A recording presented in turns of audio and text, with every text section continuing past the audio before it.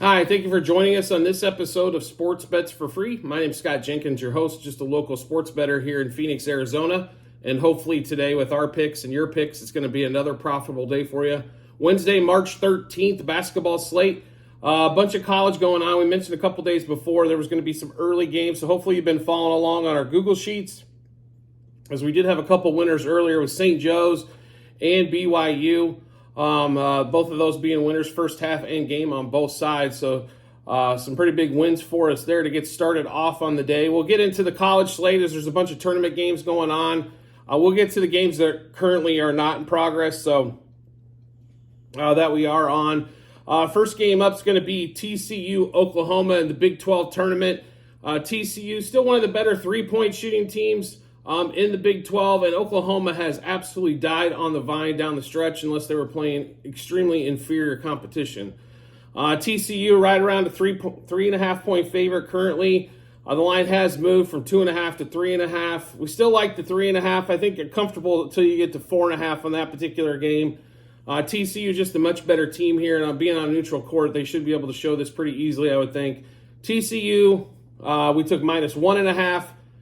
-2 in the first half, -2.5 for the game. One more time, TCU -2 first half, -2.5 for the game. Next game up there, we're going to, in USC, by the way, in Washington, going off here pretty soon. It's a pretty interesting matchup there with Washington getting 3.5. USC comes off, they beat Arizona late, stuff like that. They have not played well. Even though Collier's one of the best players that, he might be top 5 pick in the draft, but they have definitely underperformed. A couple interesting games around the same time slot. Xavier Butler, 1.5 point spread in that one. San Jose, Colorado State. I'll be really honest with you. If this was earlier in the season, I'd take Colorado State minus this 14.5 number and smash it. San Jose State is not good. Colorado State, it's been all right. A little underperformed, I think, in the Mountain West, but had a good season overall. And then we get into some other games here. Another game we're probably going to look at is Nichols McNeese. Or actually, we did take that one. I do apologize. So going for the conference championship here, McNeese has just been rolling. They're a 16.5 point favorite today. The line should be closer to 20, I think. But a lot of teams tend to cruise if they're way up. With about 5 minutes to go, knowing they're going to make the NCAA. So McNeese -10.5 first half and -16.5 for the game. One more time, McNeese -10.5 first half and -16.5 for the game. I expect them to come out and just pound on top of Nichols, get an early lead, and then last 5 minutes of the game just cruise into that. I think the game's going to be a little tight, but that's why we got more money on the first half on that one as well. So Oregon State, UCLA, don't have a lean on that one. Next game we are on those. Maryland playing Rutgers. Rutgers has been on a funk the last 4 or 5 games heading into the tournament. Even couldn't get any wins at home, which they were a really strong home team.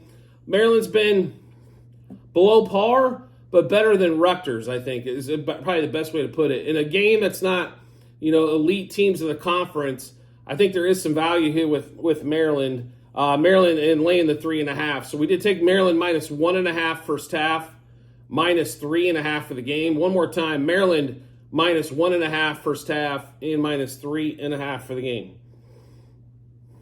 Next game up, Georgetown Providence. I'll be really honest, Georgetown's covered some gains as of late. Makes me a little nervous, that number. The line has moved. It's actually some books down to 9.5, but we're going to stay away from that one there. Air Force, New Mexico is another interesting one. New Mexico's been in a complete spiral the last month plus of the season. Air Force actually did beat New Mexico on their home floor by getting 14.5. We'll stay away from that one. Next game up, though, 4 o'clock Phoenix time, 7 o'clock out east. Texas, Kansas State, Big 12 tournament here. Kansas State was one of those teams you never wanted to bet against when they were at home. On the road, you just kept betting against them. It didn't matter, even though they did get a late win in the season against Iowa State, which I still can't fathom how that game happened. Texas here, though, can score the ball a little bit more. Both defenses pretty solid, but Texas just has more offensive weapons. So we'll take Texas -1.5 first half, -4.5 for the game. Texas minus 1.5 first half, minus 4.5 for the game. Then we looked at Vanderbilt, Arkansas. We still might come back to that one. That line is moving towards Vanderbilt on that one. It was 6.5, now 5.5. It's probably something we're going to take a look at. Lehigh, Colgate. Colgate looks like going for a conference championship there. NC State, Syracuse. That game's only 1.5 point spread. Pretty interesting game there. Like it's Syracuse, you don't know what you're going to get unless they're at home. So NC State though, not that solid. So I think Syracuse gets a win there, but we don't have a bet on that one yet. One game we are on is at 4:30 Phoenix time, 7:30 Eastern. St. Louis at Duquesne. Duquesne laying 8.5. Total at 146.5. Folks, if you haven't watched Duquesne play basketball, they play really well on the defensive side. A lot of their games are slower pace, slow moving games. I don't like the line here, but we love the total and we're going under. Duquesne, St. Louis under 146.5 for the game, under 67.5 first half. One more time in that Duquesne, St. Louis matchup. Duquesne, St. Louis under 67.5 first half, under 146.5 for the game. Then we get into, like I said, a lot of games going on here. DePaul, Villanova, no surprise. When this line came out yesterday, we figured we better hammer away because everybody loves betting against DePaul. And of course, the lines moved from 22.5 to 24.5. DePaul goes winless in the conference, and why would we expect them to get a win here? It's not a question of whether or not Villanova is going to win. The question is are they going to win by 25 plus? I think DePaul's going to let them, to be really honest. I don't see DePaul putting them up a fight. It's like, let's close the season out, get this shit over with, and get on the road. So we do like Villanova here. Like I said, that line has moved a couple points, so just be careful. I wouldn't make this like your biggest bet of the day, but we do like Villanova. Minus 15 in the first half, minus 22.5 for the game. Villanova minus 15 first half, minus 22.5 for the game. Michigan and Penn State, that should be a battle. I'll be really honest, Michigan's kind of packed it in, it seems like. Penn State, though, has put forth some effort, even though shorthanded, but they're laying 6.5 today. Kind of a big number for them on that one there. Boston College, Clemson, will probably come back to that one. Clemson laying the 6.5 there. I think that number's a little light on that one. Next game we are on, though, is at 6:30 Phoenix time, 9:30 Eastern. Cincinnati. When do we ever see Kansas in the first round game they play in the Big 12 be a dog? Kansas getting 2.5 to 3, depending on what book you're at, 138.5 total. Kansas sitting Hunter Dickerson and McCullers both, their top two players, and they were thin when they've got those two guys. I'll be really honest with you, we like Cincinnati when the line just smells as funky as this one does, because you're taking two of their top scorers as well, and when you leave DeJuan Harris almost refuses to shoot the ball. Adams should have a big game. Murphy would probably have a big game. But they got some young guys that are just extremely unproven. You know, they're talented. You know, they're top 50 recruits. But, you know, they haven't had a lot of playing time this year with this team. So we'll take Cincinnati minus 1.5 first half, minus 2.5 for the game. One more time, Cincinnati minus 1.5 first half, minus 2.5 for the game. Next game up that we're on here, Montana State for another conference championship. We've been on Montana this whole tournament. They have covered this entire tournament. We expect the same today, even though in-state rivalry game, it's not a home game. So therefore, I think kind of eliminates a little bit of the fandom going back and forth on that one that could hurt Montana. We like them quite a bit today. Montana minus 3.5 first half, minus 6.5 for the game. One more time, Montana minus 3.5 first half and minus 6.5 for the game. Next game up, and it's the last game on the board. Same time frame, 8:30 out here in Phoenix, 11:30 Eastern. Arizona, Utah, and Arizona is the absolute just worst team in the Pac-12, soon to be in the Big 12. Utah, they're not outstanding. They played extremely well at home. They've had a few hiccups here and there against some of the better teams, but they tend to take care of business against those inferior teams. The line's somewhere around 6.5. We did grab it at, or 6.5 and 5.5 and 6. We did take it at 6 just because of the juice factor. I think they easily cover the 6, but we like Utah minus 3.5 first half, minus 6 for the game. One more time, Utah minus 3.5 first half, and minus 6 for the game. All right, then we'll get into the NBA slate. We do have a pretty full slate. It looks like, what we got, 9-10 games in the NBA. So let's get rolling into that madness.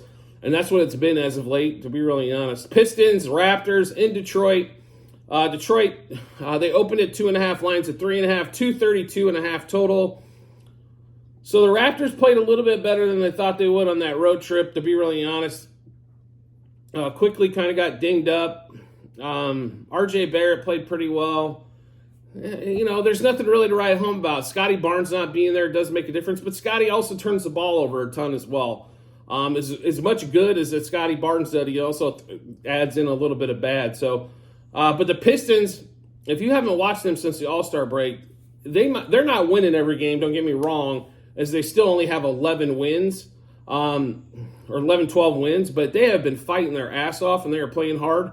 And their superstar is Cade Cunningham. If you're not aware of who Cade is, number one pick a couple years ago, Cade's a baller. The problem with Cade is he has the same affliction that a lot of other young point guards have, and that's knowing when to take the game over and knowing when to pass it around. Now, the game the other night, he has 12 points in the first quarter. We think we're going to cruise. He scored 1 point in the third quarter, and I don't think anything in the third.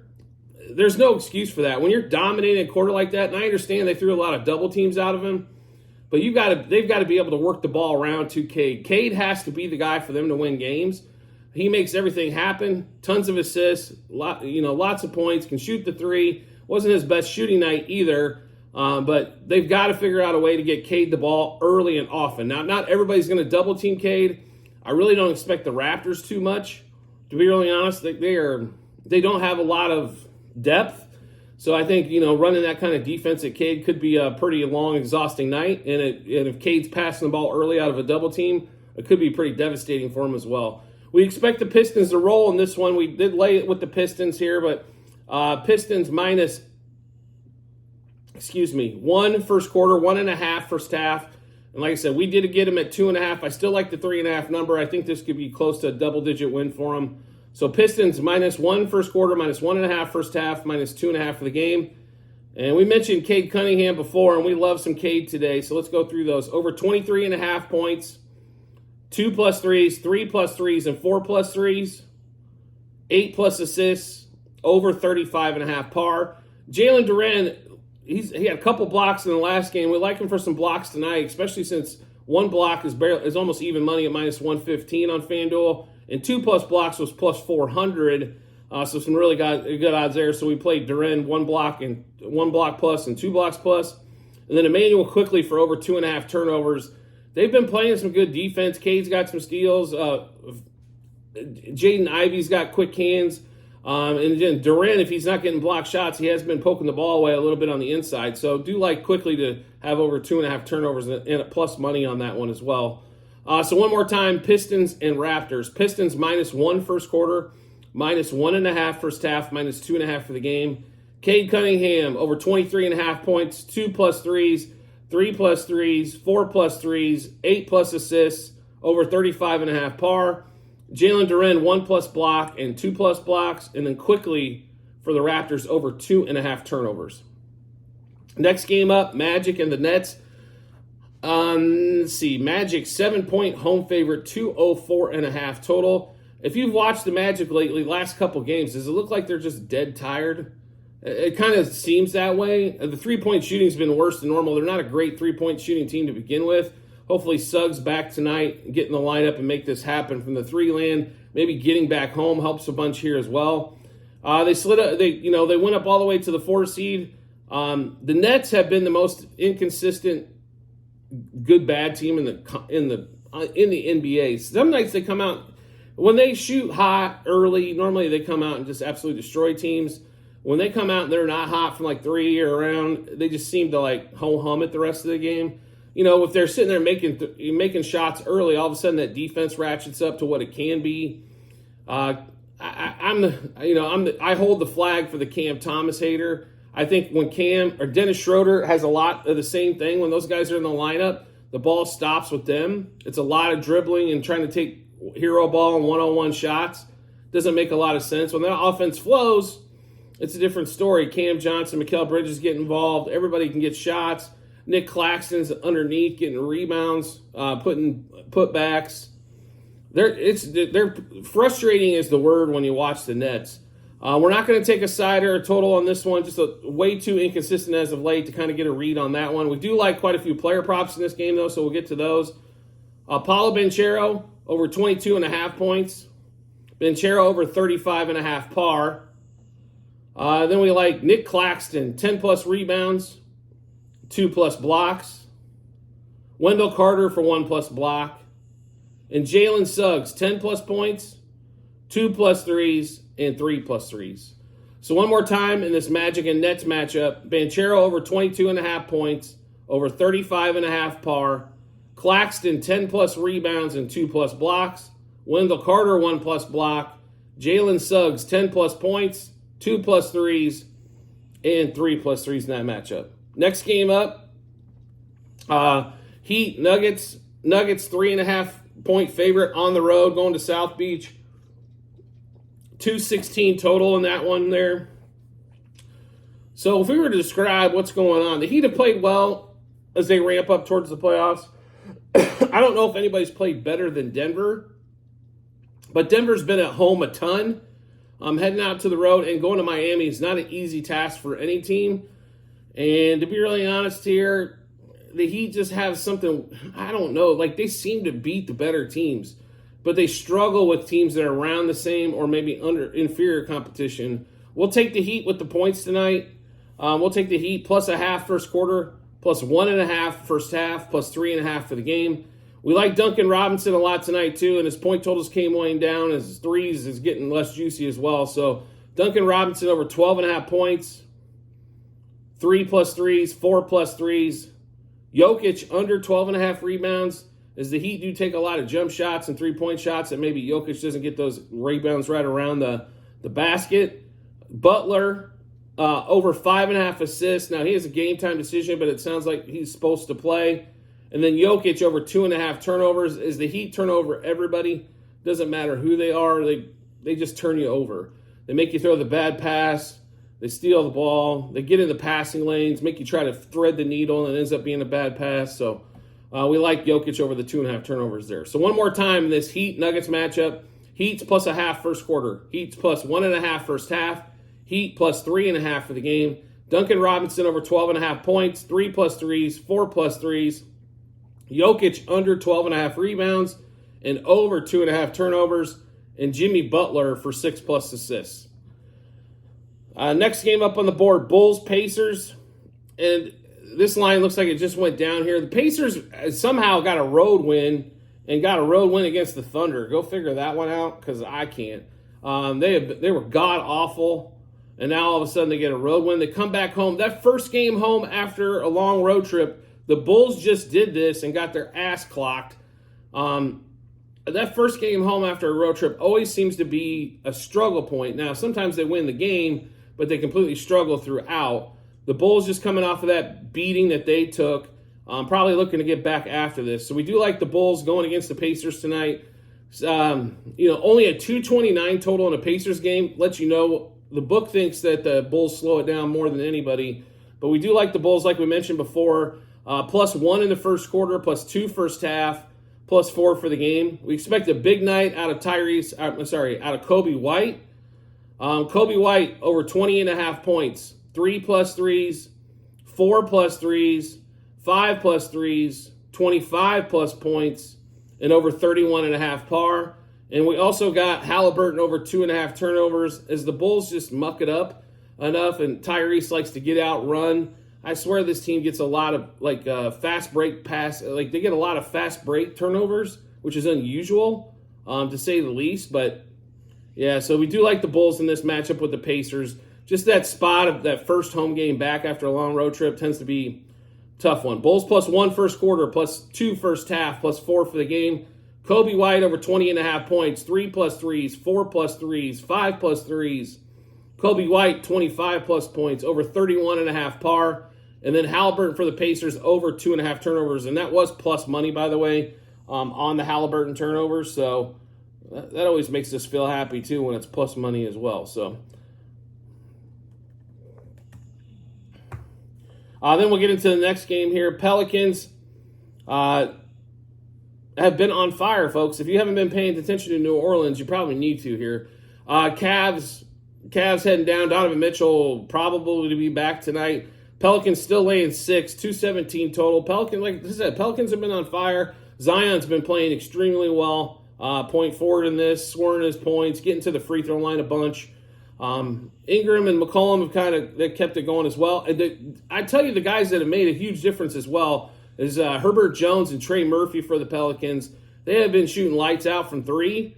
Trey had he had a 10 3-pointer game, and I think a 5.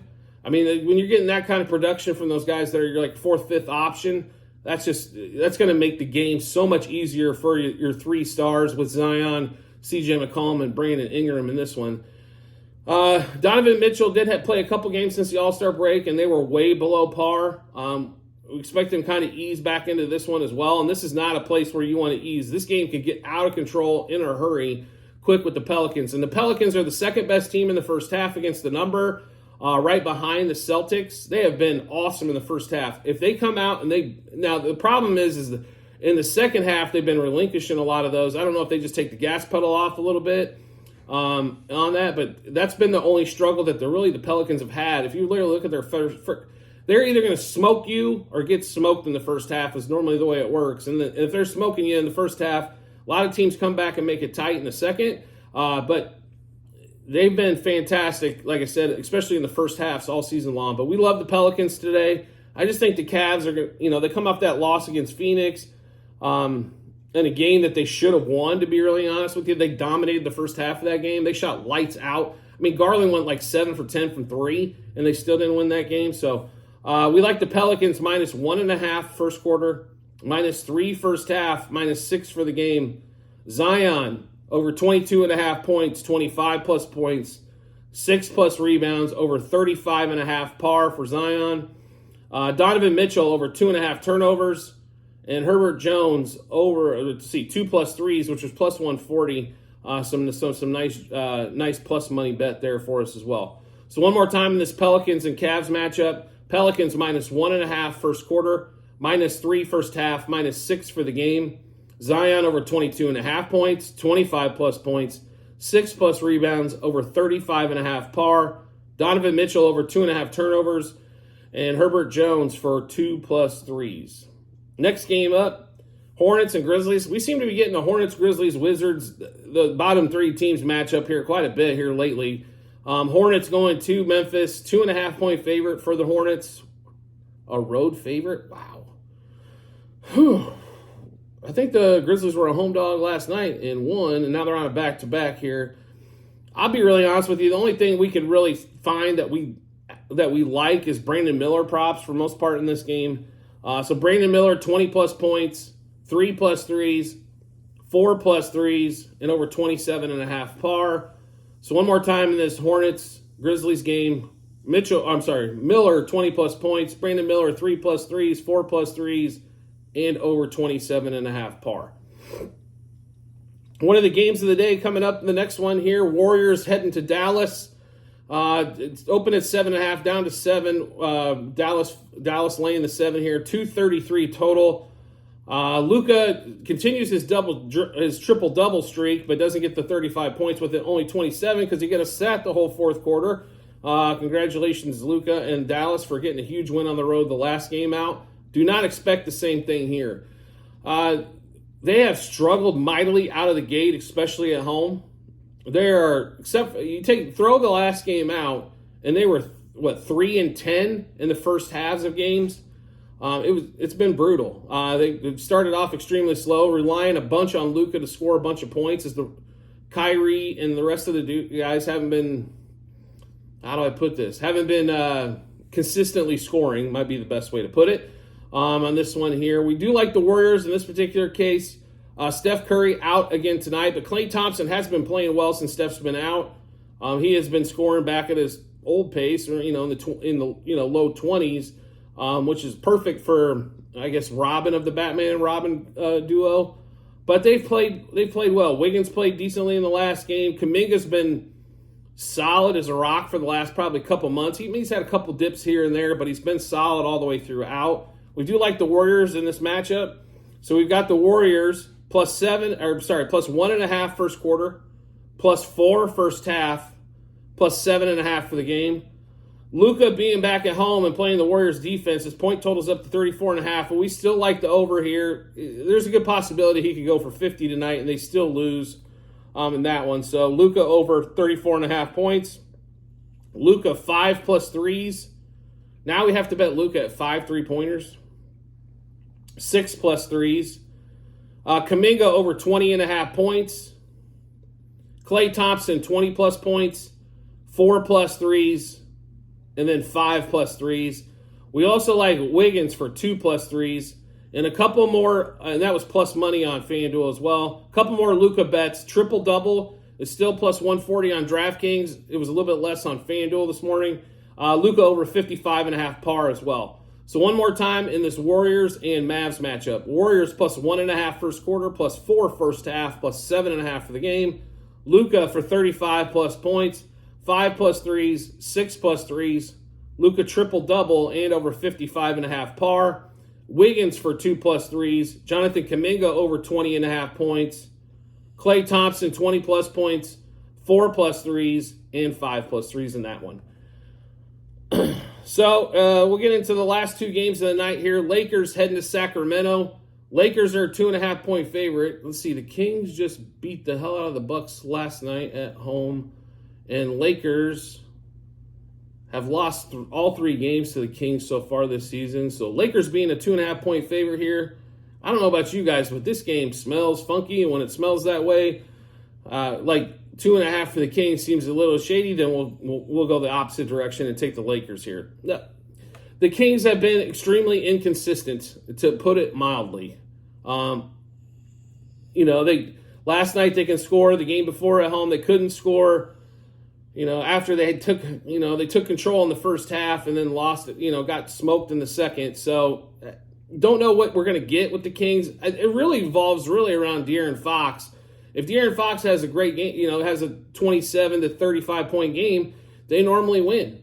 When he doesn't, they normally lose. So it normally revolves around that. Unless Sabonis has some heroic effort, it does revolve a lot around Fox. But we like the Lakers tonight. Like I said, the line just little smelly, to put it mildly, on this one. So Lakers -0.5 first quarter, -1.5 first half, and -2.5 for the game. LeBron over 25.5 points. AD has just been a little bit of a struggle as of late, and the numbers are creeping back up, and don't know why, so we'll stay away from that one. But we do like D'Angelo Russell quite a bit, so we're going to take him over 17.5 points, 20 plus points, 3 plus threes, 4 plus threes, 5 plus threes, and over 26.5 par. So one more time in this Lakers and Kings matchup. Lakers -0.5 first quarter, -1.5 first half, -2.5 for the game. LeBron for 26 plus points. D'Angelo Russell, 18 plus points, 20 plus points, 3 plus threes, 4 plus threes, 5 plus threes, over 26.5 par. Do I think Russell's going to have another 40-point night? No. Could he get possibly to 25-30? Absolutely in this matchup. The Kings don't what we consider play a killer defense at home, to say the least on that one. Last game up, and good luck figuring this one out here. Hawks, Trailblazers. Hawks laying 3.5 in Portland. With Jalen Johnson being out, Sadiq Bey's now out for the season with an ACL. It's DeJounte Murray and Bogey, and that's really who you got to rely on. Clint Capella to get some putback shots, I guess. But this game could be an absolute struggle for the Hawks here. I'm not going to play a side or a total. I have a lean towards Portland in this one here, but the Hawks have been the worst team against the number all season long, and now you're making them a 3.5-point favorite on the road. Don't like that, but we do like some DeJounte Murray in this game, so we're going to play Murray 25 plus points, 30 plus points, 3 plus threes, 4 plus threes, and over 41.5 par. One more time, Murray 25 plus points, 30 plus points, 3 plus threes, 4 plus threes, and over 41.5 par. So I know I mentioned this before in the show. Make sure you do check out our Google Sheets. There will, at the end of every episode that we do, In the comments section, there will be a link to our Google Sheets. It'll read docs.google.spreadsheet, bunch of other stuff behind it. If you can't find us, or if you can't, let's say, for example, like these games that are starting at 8 a.m. our time out here in Phoenix, and we don't have an episode out yet because we want to get as many player props in for the NBA for you as we can, then check those Google Sheets. I bet those games yesterday, you could have checked those out just by hitting that link, and you can go back to it anytime. Let's say you don't have time to watch the show. You can also go back and just check out all of our bets from there on that one as well. So make sure you click on that link to the Google Sheets. You'll see all of our bets for all the sports that we're betting on. We've got a couple seasons of football on there that we went through, a couple seasons of baseball, basketball, also golf, Formula One, UFC, all that kind of stuff as well. So if you want to check all those out, make sure you check into those Google Sheets there. That is a ledger of all of our bets, the juice we got them at, what units, what book we place them at, then obviously the result once they're all finished up. As always, if you could subscribe and get notifications to our YouTube channel, makes life extremely simple to find us as well. Once you hit that subscribe button, it'll show up in your subscriptions tab, and then turn those notifications on for YouTube. You'll get, when we drop an episode of bets, you'll be the first to get those to your phone or device to let you know, and then give you plenty of time to match them up with your bets and give you that ton of confidence you need heading to the betting app or betting window. I do appreciate everybody's support as always, and look forward to seeing you on the next episode.